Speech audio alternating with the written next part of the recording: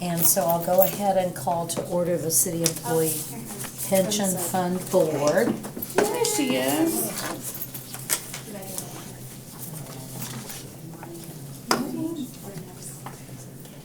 If you want to sit here, I can move my coat. There. Are you sure? That's great. Morning. Good morning. So this is January 31st, 2023. And I think the first thing we need to do, since we have several new members, is go around the table and introduce ourselves and tell what we do or why we're here. That would Well, be, that could be- that could be long. That could be long, right? So, Tammy, shall we Sure. start here? I'm Tammy Walters, Director of Human Resources. Linda Gordon, Mayor. Erin Hensley, Commissioner of Finance. Whitney Baxter, 9th District Council Member. Dave Savigny, 10th District Council Member. David Calvert with PFM Asset Management. Brenda Menares, 4th District Council Member. Samantha Coleman, Council Clerk's Office. Kay Lang, Pension Board Member. Thomas Fogel, First District. Welcome, everybody. So this is our first meeting of 2023, and so the first item of business is for the clerk to give us the election report. So, Samantha? So in December, we had our regular retiree election. We had 3 positions open and we had 3 re-elected. Ms. Lang, Ms. Hoffmaster, and Ms. Summers were all re-elected by majority ballots to serve on the board until 2024. And I think you all entertain a motion to approve To that? approve, yes. So, could I have a motion to So approve? moved. Thank you, Dave. A second. Thank you. I should say Councilmember Savigny and Councilmember Menares. Good. And is there any discussion for the new folks, which I think you'll get in your orientation? This is a regular practice to have the election of the retiree members. So, if there's nothing. I'm just excited that we had 3. Yeah, I am too. Some years we don't have 3. So maybe the new process worked well, Samantha? Tana. Yes, I think it did. We, in the revised ordinance, we had longer deadlines than what we actually needed, so it actually worked out. So we reset our own, and we have a good grace period now, I think. Good, that's very good. Yeah. All right, anything else? All those in favor of approving, say aye. Aye. Anyone opposed? All right, thank you very much. And the minutes of the November 15th meeting are on page 2, and many of you weren't here then. Yeah. So if you'll take a minute to glance over them, and then I'll entertain a motion to approve. I'll move to approve. All right, And I'll second. Thank you.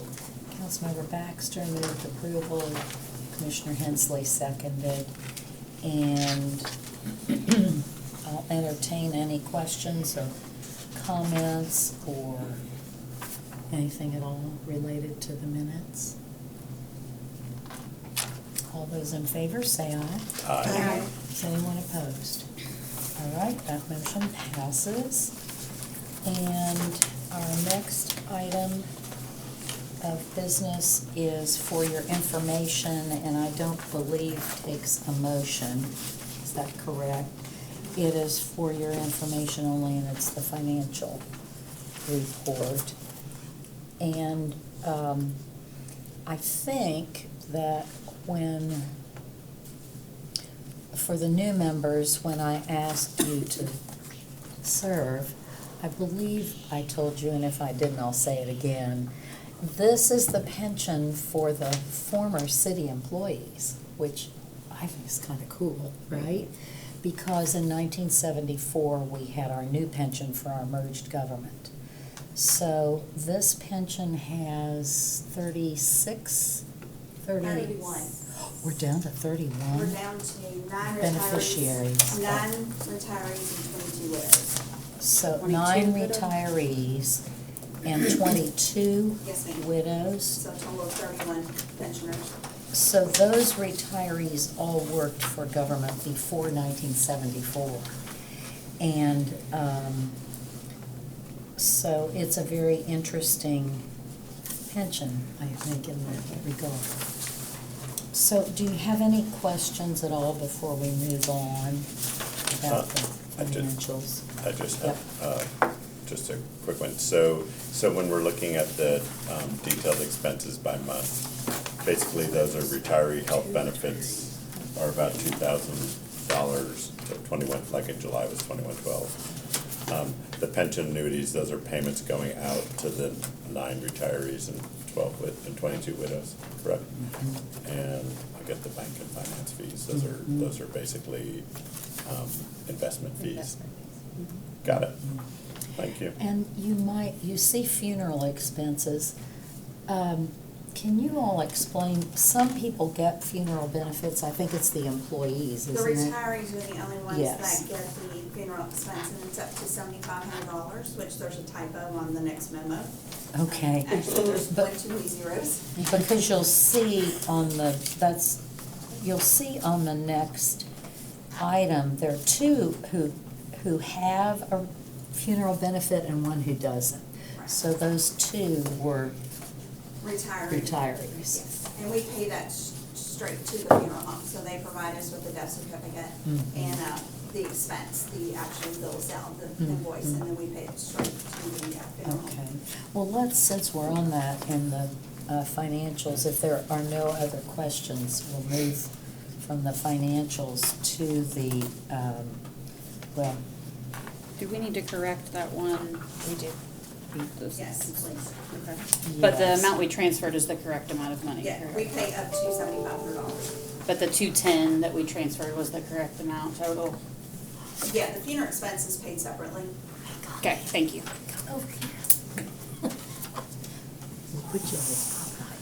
No worries, welcome. Susan, do you need a motion to approve the transfer?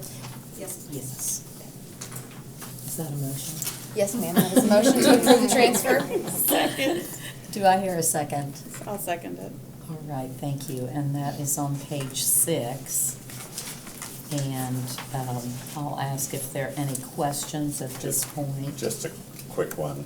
So this is a separate fund, if I'm understanding it correct, pension fund, and we have another fund that's called the same. It's called a fund that's the city employees pension fund. So the city employees pension fund and this is all one and the same. There's Yeah. one fund for this purpose. Right.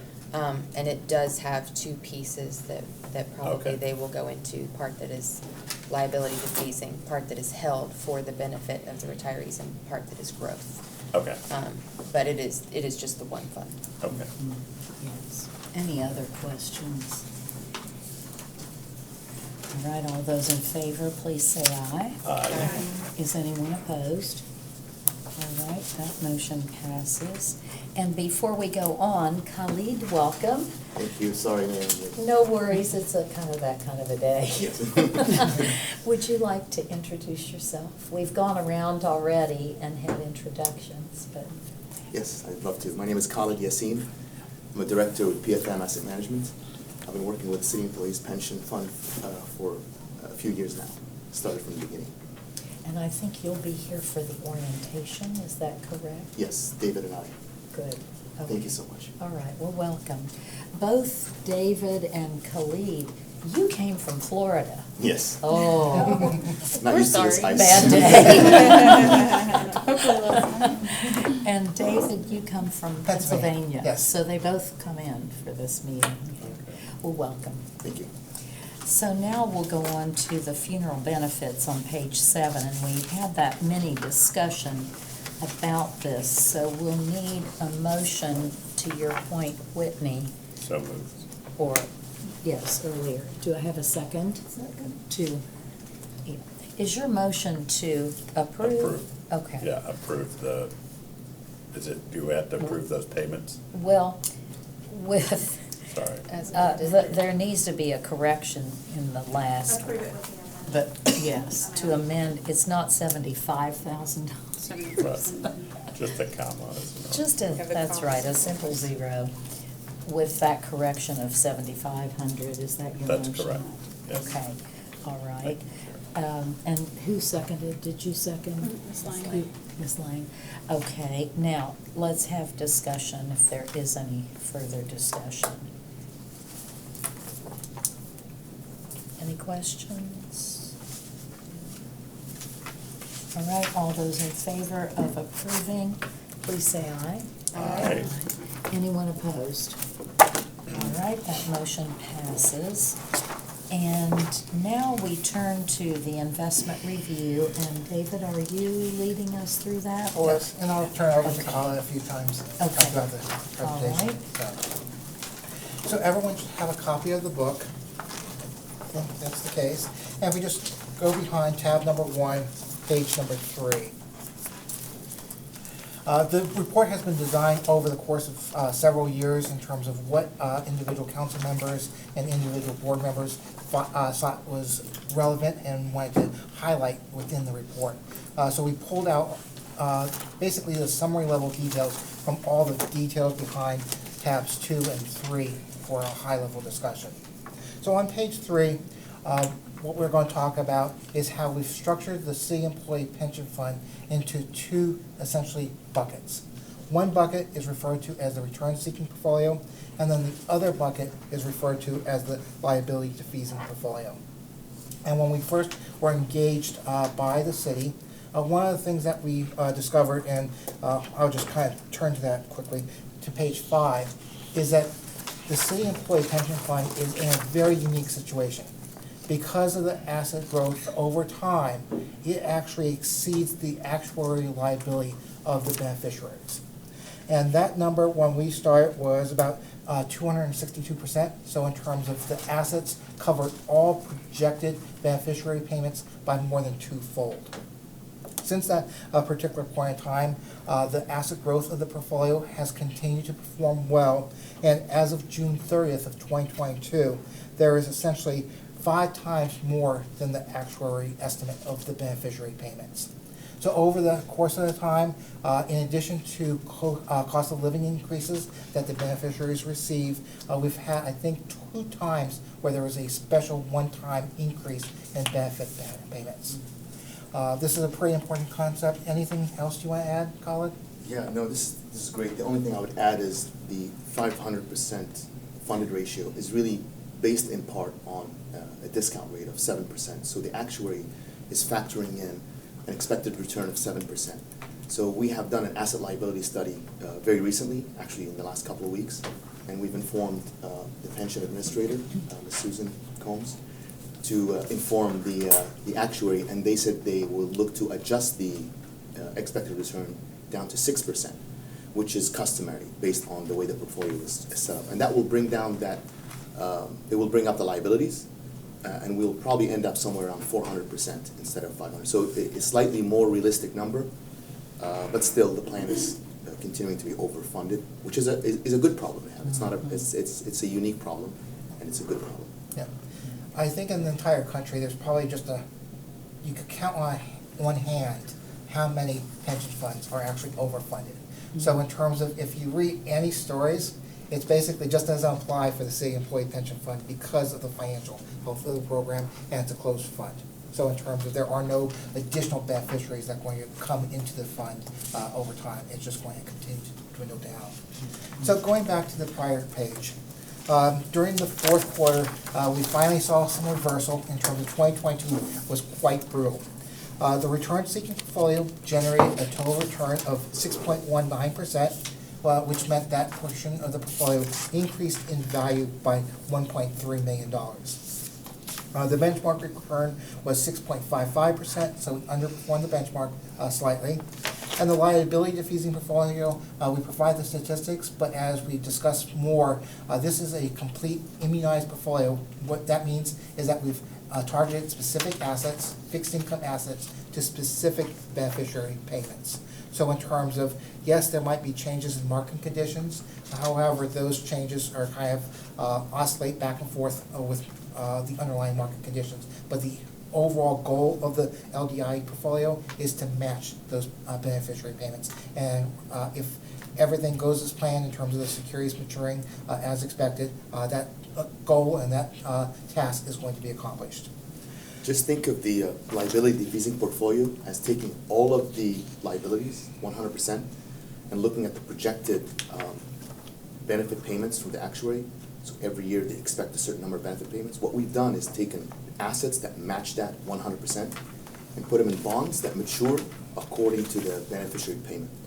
So it essentially virtually guarantees the stability of those assets, because you will get paid back the par value of each bond.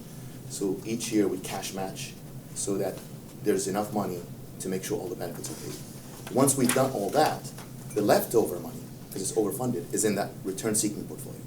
So that's kind of how you distinguish between the two. Most pensions don't have leftover money. Right, exactly. Right? Yeah, there are none, so it's like, And can I ask a question? oh, yeah, definitely, Sure. yes. Yeah, just real quick, so what's the total dollar value? Is it in the liability It's decreasing? on the next page. total? Page 4. Okay. Up top, here. On page 4, up top. Oh, So, there it is. yeah, Okay, my so the bad. return-seeking Yeah. portfolio Got it. represents, as of December 31st, Got it. $23.1 million, Yeah. and the liability decreasing portfolio, Got it. $8.2 million.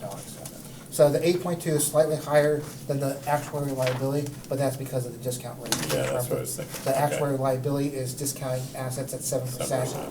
and the Got it. LDI portfolio is about 2.2%. So in terms of, that's where those And- numbers don't necessarily. And is No problem. is the actual, because you're doing cash match, you're basically, you've got bonds coming to some sort of term during that year to pay those payments. Exactly. Is the market value just really, is it really the market value? Because bonds will change those prices, right? Right. But the fact is, you're holding them To so maturity. it really doesn't matter what their Correct. value is. Exactly. Got it. Yeah, you can capture exactly right, so in terms Okay. of, that's that noise where it's like, okay, Yeah, it's interest noise. rates go up, Yeah, but but interest it's- rates go down. yeah, But when we set the doesn't matter. portfolio, it's Yeah, like you you're set it up. targeting all the securities. Mhm. And if you were curious in terms of, our reports are quite comprehensive. Let's see. At the very, very back, for your benefit, slides 44, 45, and 46 identifies all the individual securities within the liability decreasing portfolio. And if you match it up to the actuary estimate, you'll see that basically there are securities that are rolling off in order to meet all those liabilities. Got it. So, Yeah. Oh. Got it. okay. So as part of our asset management program, we don't just set up a portfolio and then look at it. In terms of what we do over time is what we refer to as tactical asset allocations. And during each quarter, it's like you probably see one or two that occur. And Colin, would you like to describe the ones during the fourth quarter? Yeah, absolutely. I think we captured that. On page 3. Page 3, yeah. So we only made a small move. We went back to equal weighting the return-seeking portfolio. That's the portfolio that takes on risk. It's more of a traditional pension asset allocation, 60% stocks, 40% bonds. And we diversify it by including commodities, real estate, when we feel we can capture some benefits from those diversifying assets. So we had held commodities throughout post-pandemic, all the way until about the end of 2022. We started to sell out of the commodities because we felt commodities were the only asset class that had a positive return in 2022. So it helped the portfolio a little bit, but we felt that we've captured all the value we could. We got rid of them, and then early in the fourth quarter, we not only got rid of the commodities, we got rid of the real estate. We felt like REITs were, we're in a correction in the real estate market right now after a nice run up after the pandemic again. And we sold out of the preferred securities. We held preferred securities because they give you a set, high sort of yielding income stream, but they do behave more like stocks. They don't quite hold value as well as bonds. They fluctuate a little more. And so we just went more neutral in the portfolio out of commodities, out of REITs, out of preferreds, went to sort of close to the benchmark on equities and fixed income. And we added slightly to cash and fixed income in the process. Could I ask a minute? Oh, yeah, No, this is no, a great yeah, time yeah, for yeah. questions. No, no. And if you have are we just basically focused on like return, or has the pension board said, hey, we want to be socially conscious, or we want to be whatever? I'm just kind of curious. Yeah, we haven't talked about any type of ESG initiatives at Okay. all, so. All right. You know, the good news is, well, I mean, I don't know if it's good news, but the portfolio is diversified in Yeah. low cost, there's some low cost passive index funds in there. Yeah. As well as some active managers, and they pretty much capture the broad market. Yep. And the bond portfolio is mostly treasuries. Yep. And some corporates on the front end. Wouldn't you say it's a little more, because it's a government pension, a little more conservative also than if an individual was? Well, Out it kind of depends there. upon Yeah, your I individual mean, preferences, but. We have it- some risk in yeah. there, but Yeah. we're not wildly risky. So we've tried to remove the risk as much as possible from the assets that match the Liabilities. liabilities. Yeah. And that's the main thing. Yes. And then the rest of the money, because there's a lot of uncertainty in terms of how it's gonna be spent, well, there's a long time horizon too, because the last beneficiary may not pass for another 20 years, 25 years.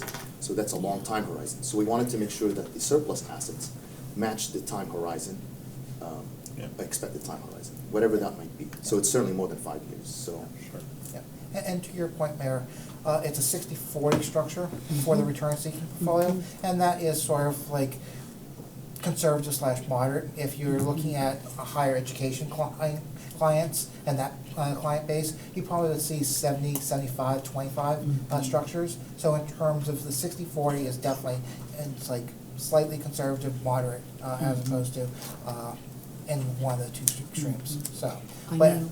go ahead. Well, I was just gonna say, I know with the Police and Fire Pension Board on which we serve, we talk about risk also. Yeah. And how it's a little different when it's a government fund. Right. So, okay.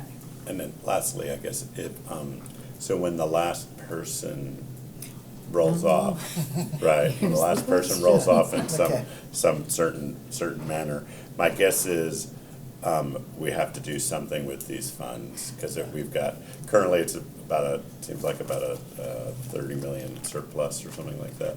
23, yeah. Yeah, 23 million, Yeah. which would be, if in 10, 15, it could be 50 million, right? And that's driven by Kentucky Revised Statute, Yeah, which at this point, we're all sort of giggling because we want to get that changed. Sure. But at this point, what it says is any extra funds have to go into our police and fire pension fund.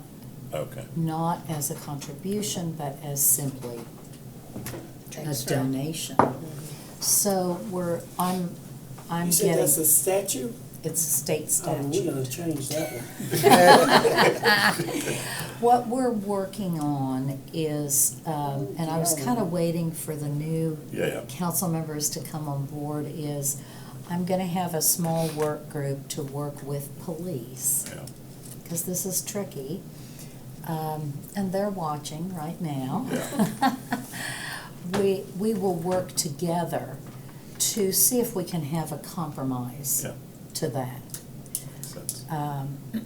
And we've talked with Lieutenant Kennard about some of those potential compromises. So we're looking forward to that conversation. Yeah, thank you. Anything else? Then go right ahead. So Great on- questions. Yeah. Yeah, so on slide 4, we've already kind of recapped in terms of it is conservative in nature because we're setting aside all the funds in order to meet the beneficiary payments, as opposed to looking at the portfolio in aggregate. So in terms of how we sort of think of it, is that we're carving out those assets to make sure that there's no chance at all that even if the market conditions were extremely adverse, that there would be any way that those beneficiary payments would not get paid out. So page 6, I alluded to that 2022 was somewhat of a brutal year in terms of one of the things with the 60-40 strategy is you should see maybe if the stock market went down, bond prices go up. But I think it might have been the first time in 50 years where both asset classes reacted in a positive fashion, in terms of a similar fashion, in a very negative way. So I don't, if this only happens once every 50 years, it's like, it's very rare of an event, but this is what we experienced in 2022. So for the 12-month period, the return-seeking portfolio declined by $4.8 million, or a 17% decline, and the liability defeasing portfolio also decreased in value by about $886,000. So the combined portfolio had a negative return of 15.07%. If you look at longer term, Yeah, on page unfortunately, 7, diversification didn't work, Dave. I mean, Yeah, that's exactly. rare when that happens. So it was that kind of a year. The good news is the return-seeking portfolio, which is the risky portfolio, if you look longer term, we're outperforming the benchmark since inception. 5.62 annualized rate of return.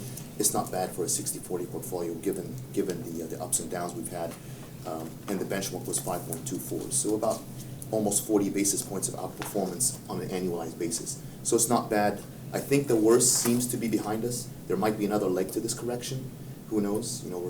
We're probably going into a recession.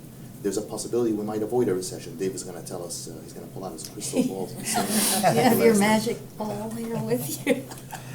Before we move on, can you all go through with us how the benchmark is set?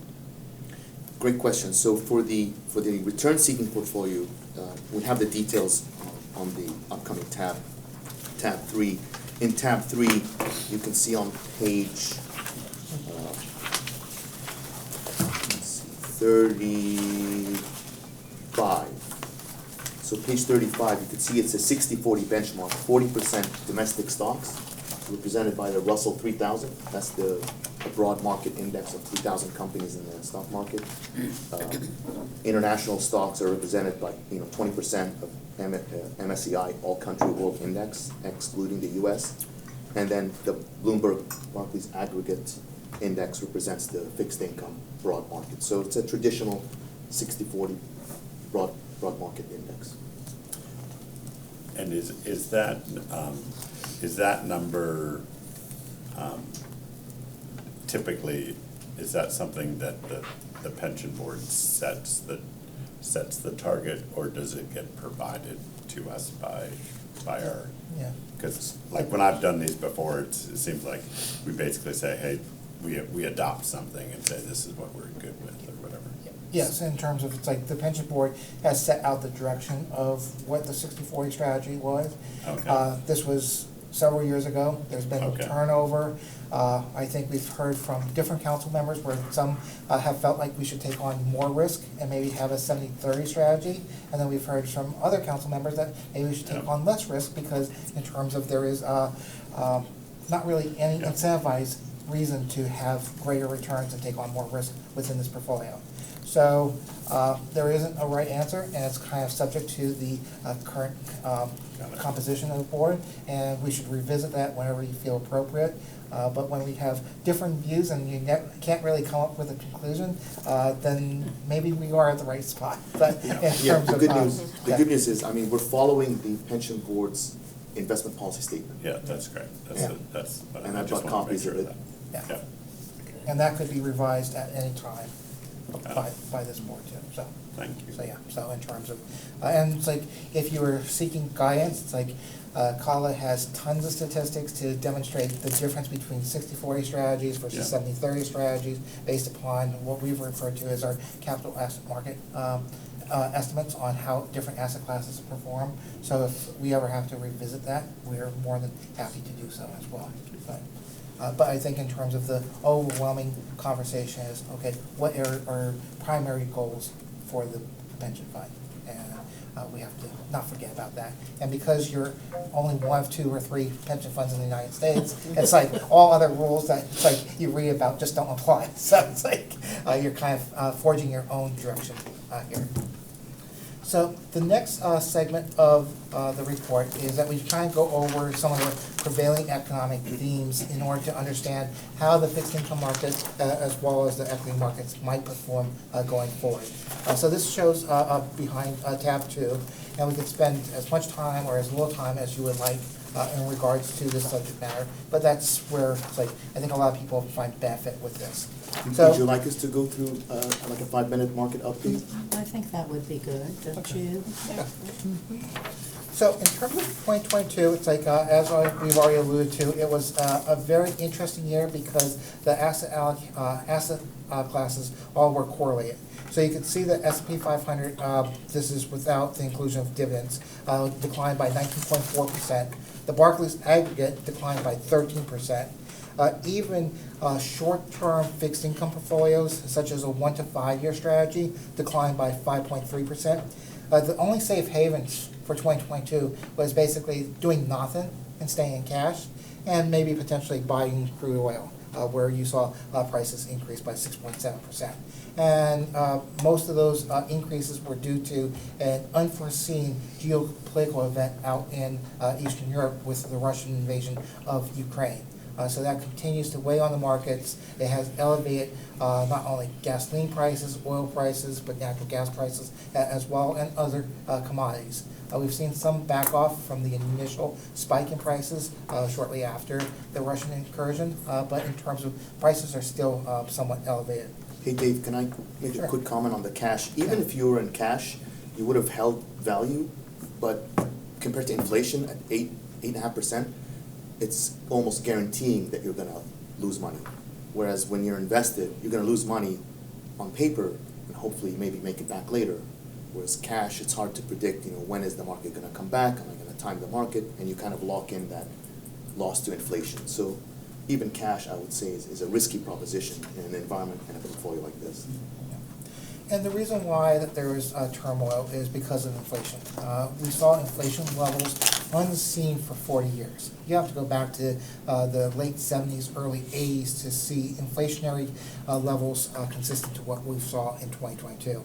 In fact, the CPI index increased by 9.1% year over year over the summer. Ended December 2022 at 6.5%, but you could see broad-based increases in all types of components. In terms of car prices were up, used car prices were up, I think 50% at one point in time last year. They've backed off, but new cars, it's like we're finally seeing some inventory being replenished, but at a particular point in time last year, it's like you couldn't even buy a new car if you wanted to. You would have to put your name on a wait list and wait maybe 3 or 4 months before you could get a new car. Of course, it's like the one issue that many people are facing is the cost of food. In terms of, I enjoy my Pepsi, but cases of Pepsi have increased like tremendously. Eggs as well. So in terms of, it's like, I was just flabbergasted at that. It's like, okay, the standard eggs, not the cage-free or the grain-free eggs, are almost $4 a dozen.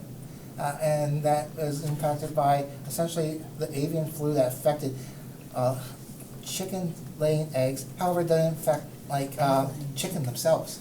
Like in terms of apparently there's different genes between the two types of chickens. I never knew that. It's like just little things. Chicken laying eggs. Wow. So it's just interesting on how economic influences just impact all the rest of the society. It's time for you, David, to buy backyard chickens. This is a sore subject. Oh, It's a very never sore mind. subject. My sister lives on an orchard, and she actually bought chickens. I live in a residential community, and every single time she says, it's like, you should talk to the HOA and allow for chickens. Oh, it's an Now, I'm the president of the HOA, so I can make the rules I want to. It's like, absolutely not. It's like, there's not gonna be any chickens in our residential neighborhood, so it's like, Oh, my yeah. But in terms of, yes, that's kind of funny. My sister's gonna just laugh, so, Very beneficial in this time. yeah. All of my neighbors have chickens. So in terms of energy prices, still are somewhat higher, but we saw some relief in terms of a lot of people were afraid, especially with natural gas prices. Natural gas prices heat a lot of the homes in Europe as well as in the United States. And if you look, it's like we were up quite significantly right into the fall, but things have come off from those highs, and it's much more manageable and much more reasonable. But each of these things that are still elevated continue to keep prices higher than they were just a year ago. Yeah, and Dave, the trick is, I mean, inflation is coming down, it's coming down slow, and the problem with inflation, the CPI, it's a lagging number, right? It looks back 12 months. Yeah. And, you know, shelter, which is 1/3 of the CPI, which represents housing, it's not even a direct measure of housing costs or rent, it's sort of an indirect measure of rents, and it's very lagged, and it's 1/3 of the CPI component, and it's still showing a high number. So when you take out, you know, shelter, we've actually haven't had inflation for the last 3 months or so. Inflation is coming down. We really haven't had inflation when you take out those lagging numbers. So it's just very interesting. I think inflation is going to remain sticky, but a lot of it is lagging information. Yeah. And the interesting thing about inflation is that when we look at inflation gauges, it doesn't mean that the prices come back down to where they were a year ago. It just means that they don't continue to rise with inflation. So it's like if you were paying $100 for goods last year and inflation was 6%, so now you're paying $106 for the goods and you have flat inflation going forward, you're still paying $106 for the goods. Yes. So it's like you haven't received any type of relief. They're just staying there higher. It's deceptive. So, yeah. But that's where it's like the Federal Reserve, it's like anything above 2%, the Federal Reserve doesn't think that there's stability in the markets. So in 2022, they've taken the most aggressive action we've seen for 40 years in terms of raising rates by 425 basis points. So if you are having wads of cash in your bank account, it's an opportunity to lock up CDs, lock up fixed income returns, but in terms of those yields are significantly different than they were for the last 15 years. It's like we're at levels that are much higher. So where do we go from here? And that's where the recession conversation comes in, is that the Federal Reserve basically implemented a policy in 2022 to slow down the economy, because they're looking at the unemployment picture, and they see that the unemployment rate is at 3.5%. We continue to add jobs, and if you continue to add jobs, guess what? Employees are going to demand more from their employers. Government, unfortunately, probably can't keep up with any type of increases, so most of those positions just get unfilled. However, in the private sector, they just throw more and more money at those positions, and then it just increases inflation over time. So what the Federal Reserve is basically doing is that, okay, we're going to basically tighten everyone's belts. You've seen it in the technology sector. If you look at articles about Microsoft, Google, Alphabet, all those companies have actually basically been laying off employees because the economic atmosphere with these higher rates aren't as conducive in order for growth. So they've been laying off people. And that is what the Federal Reserve is trying to do. It just makes absolutely no sense. But because of where we are in the economic cycle and how tight of a labor market, that is one of their goals, to try to find greater balance. Now, once they accomplish this goal, it's like the Federal Reserve has said, it's like, okay, 4.25, 4.50 rates are too high. So once we accomplish our goal, we're going to start backing off and lowering interest rates. And on page 13, it's like what they're saying longer term is that their median level for interest rates are in the 2.5% to 3% range. So once we kind of get over this spell of inflation, we're probably going to see lower rates. The markets are basically looking at all the words that the Federal Reserve has said, and any type of shift in position, interest rates have been changing. And when you see sharp increases or declines in the stock market, it's because of what the Federal Reserve is saying. Tomorrow is an important date because the FOMC is meeting. They announced their decision at 2 p.m. Everyone's expecting them to raise rates by another 25 basis points. And then at 2:30 is when Jerome Powell basically has a press conference, and he indicates what the path might be going forward. If you ever want to see like a lot of volatility, just watch how his words just basically move the entire markets by hundreds of points sometimes. So yeah, so in terms of, we've seen it quite frequently where it's like the Federal Reserve issues a statement, this is all printed, this is contextualized in terms of, okay, they must really agree upon these words. And then at 2:30, there is a question by one of the reporters, and all of a sudden it's like, okay, that doesn't match up with your written statements, and the markets kind of go in the opposite direction. So things change quite dramatically just over the course of the conversation. Could I ask a question though? Sure. Because there is, I mean, in some of the articles that I've recently read, there is contradiction to the recession. Oh, yes, absolutely. And a lot of analysts who think there won't be a recession Yeah. because the economy is churning out. So many jobs, yes. So in terms of, this is where it's like, if you open up an economics textbook, most people kind of point to the fact that if you have 2 consecutive quarters of negative GDP growth, you actually are in a period of recession. We actually experienced 2 periods of economic decreases in 2022, and no one says that there was economic recession. So then you kind of peel back, it's why, like the question is why? So there is an official board, the Bureau of Economic Research, that comes out and looks at not only GDP growth, but all these other economic factors, and they declare whether or not a recession occurs or not. The interesting thing I find is that they usually declare a recession a year after the recession occurred. Well- So it's like, how is that useful information? Because it's like everyone's pricing in their stock market allocations, all based upon what current conditions. But this is all very much retroactive. So what we're thinking about in 2023 is that economic growth is going to slow down from current levels. We may be hovering around 0%, but if we don't have 2 quarters of negative GDP growth, at least, plus several other scenarios, we might not actually enter into a recession. Now, at the end of the day, it's like if we're seeing layoffs, or if we're seeing no more job growth, the unemployment rate increasing from 3.5% to 4%, it's like all these things would suggest that the economy is definitely slowing down. Whether or not it's a technical recession or not, it's one of those things where it's like, okay, what does it matter? It's like the Federal Reserve accomplished its goals. So I think if you ask me, it's like, are we going to actually have a recession declared by the Bureau of Economic Research? I would probably say no, because I don't think things are going to slow down that dramatically. But I think the Federal Reserve has basically said we're going to slow down the economy. So Are some cities recession-proof Colin? more than others?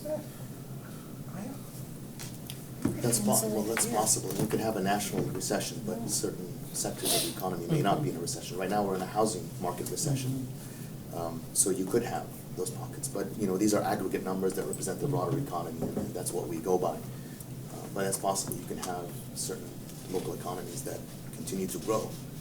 And the reason why, other countries may define a recession as 2 consecutive quarters of negative GDP growth, which we had. But in our country, the way we define it is, by the Bureau of Economic Research, is they look at other factors. You can't be in a recession if unemployment is low and declining. We're at 3.5% unemployment. How can you call that a recession?